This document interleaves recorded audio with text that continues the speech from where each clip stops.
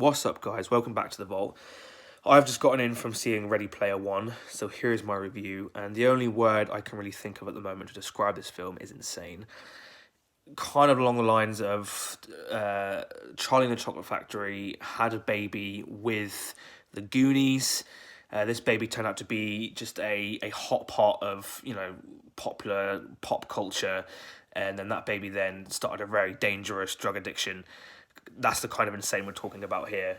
The kind of insane where within the first 10 minutes of this film, we have a very Fast and Furious-esque car race with the cars being smashed by a T-Rex and King Kong, and then all the way to a firefight whilst our two main characters are floating around in the air, and then to the inevitable final battle where you have the Iron Giant fighting a mech Godzilla. It's absolutely insane, but absolutely incredible.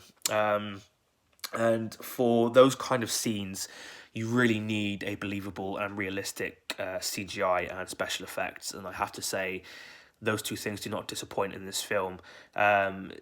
I, for one, actually believed, I was in this virtual world, this VR reality, this oasis, and I could honestly see something like that becoming a reality, in years to come. It was truly incredible the amount of detail that went into creating this world.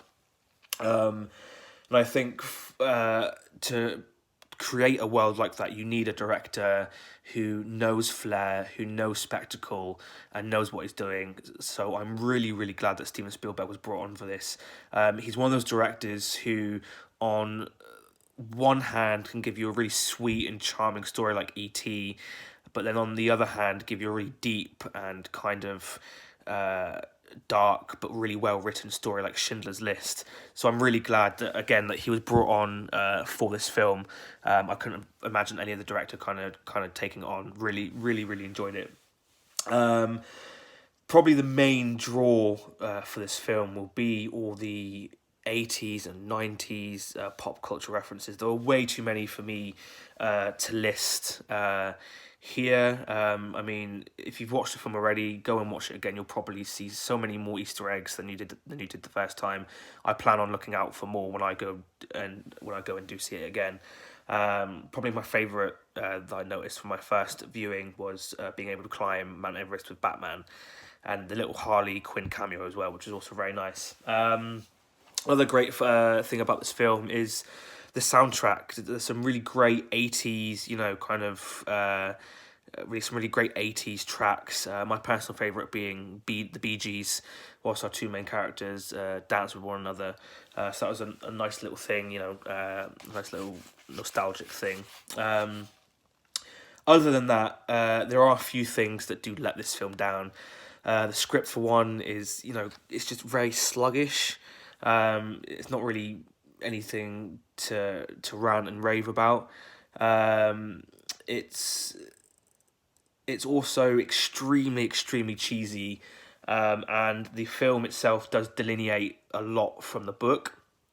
None of that stuff really matters, though, as the film is generally very, very enjoyable. And if you're looking for a film to go into that's just going to make you feel all this nostalgia and kind of take you back to maybe your childhood, then this is definitely the film for you. If you're looking for a film that's going to kind of make you forget for a couple hours the kind of dark world that we live in this film is definitely for you. I would suggest this film to anyone, friends, family, anyone of all ages. I think anyone will enjoy it. But other than that, again, this film is very enjoyable. I will probably go and watch it again at some point. But let me know what you guys thought of it, if you have seen it already, in the comments down below. And if you like this video, please like, subscribe to my channel.